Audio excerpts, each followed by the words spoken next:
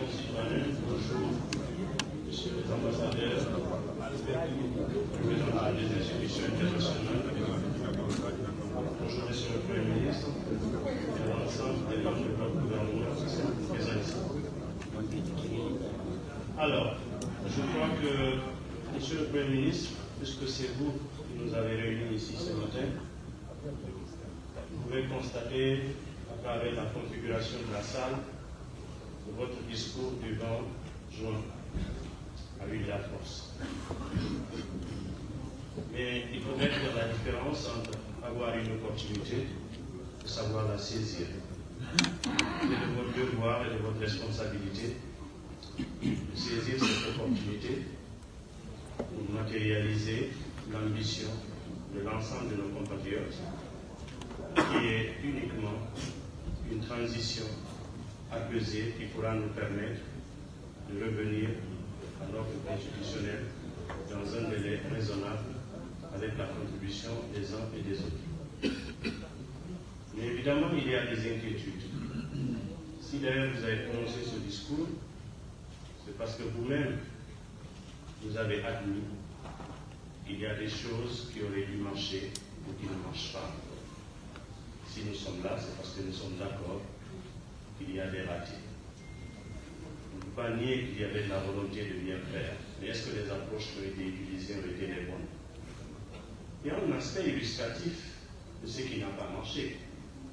À entendre les uns et les autres, que ce soit ici ou à la place publique, dans les médias, vous avez l'impression qu'il y a maintenant une mouvance de la transition, une opposition de la transition. Ce qui est très difficile. Parce que vous ne pouvez pas avoir des adversaires parmi nous. Parce que la transition, son autorité n'a pas vocation à se batailler contre les acteurs politiques que nous sommes. La bataille doit résider entre nous et elle doit se faire conformément au texte de la République. L'adversité que nous avons les uns et les uns entre nous, ça c'est classique. Nous sommes responsables de l'animation de la vie politique. Mais la source de cette suspicion, je précise, cette suspicion, parce qu'elle est partagée, c'est le fait que lorsqu'une transition commence à être fréquentée par certains à qui on promet le pouvoir, et je voudrais vraiment m'adresser aux représentants du CNRD qui sont en tenue militaire, pour dire que si toutefois une transition se donne comme vocation de donner le pouvoir à affinité, le pays là connaîtra que des transitions. Il faudrait vraiment nous éviter pour une fois les acteurs politiques qui viennent chez vous, renvoyez-les vers les électeurs et dites-leur que ce sont les électeurs qui donnent le pouvoir. Ce ne sont pas les combines politiques. Celui qui est capable de gagner une élection sera capable de gouverner. Celui qui n'est pas capable de gagner une élection, non seulement vous allez lui donner le pouvoir, mais il finira par vous trahir, parce que ça s'est passé ailleurs. La Guinée en a souffert. Qu'aucun politique n'ait accès à vous pour faire des combines à qui vous pouvez promettre le pouvoir. Le pouvoir se donne par les urnes à travers les électeurs. Faire en sorte que nous soyons sur le terrain et que nous nous battions. C'est vrai, on tous des acteurs politiques. On ne peut pas quand même être équivalent.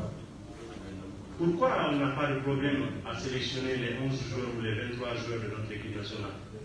C'est parce qu'ils sont soumis à la compétition. Ceux qui sont compétitifs vont gagner, ceux qui ne le sont pas, ils restent en marche, ils se préparent.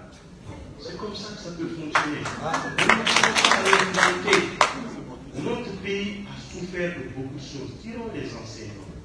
Monsieur le Premier ministre, vous avez besoin de rassurer davantage. Votre discours est bon. Nous saisissons cela comme étant une opportunité. Vous pouvez compter sur les uns et les autres pour vous accompagner. Mais à l'instant où nous parlons, il y a une mesure, celle de la suspension ou l'interdiction des manifestations publiques. Ne soyez pas dans une dynamique qui consiste à utiliser les méthodes les plus radicales. À partir du moment où nos lois consacrent les libertés, considérons cela comme un acquis qu'il faut préserver. S'il faut revenir encore en cela, procéder à des interdictions, travaillons à encadrer. Les manifestations, c'est une forme d'expression. Arrêtons de diaboliser les politiques. Il n'y a pas de bons Guinéens ou de mauvais Guinéens. Il n'y a pas d'anti-CNRD ou de pro-CNRD. Personne n'est contre vous, les responsables du CNRD. En ce qui concerne la classe politique, vous n'êtes pas nos adversaires. Les membres du gouvernement, vous n'êtes pas nos adversaires. Parce que vous n'êtes pas compétiteurs. Vous avez dit, vous ne voulez pas, vous n'avez pas de candidat. Pourquoi on serait vos ennemis? Pourquoi allons-nous être vos adversaires? Nous ne le sommes pas. Soyez rassurés. Ceux qui vous le disent, ils vous trompent. Et s'ils vous trompent aujourd'hui, ils vous trahiront demain. Absolument. Laissez-nous compétir, entendons-nous sur les mécanismes par lesquels on va organiser les élections et que les candidats puissent, conformément à la loi, postuler. Et finalement, la Guinée va gagner parce que ce sont les Guinéens qui doivent élire ceux qui doivent gouverner. Je le dis ici et je vais terminer par ça. Les élections sont pour une transition, c'est que les rails sont pour le train. Les rails le train ne peut marcher que sur les rails.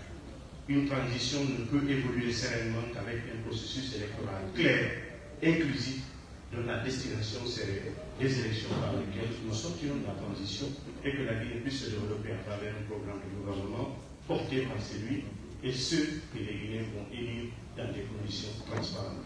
Je vous remercie.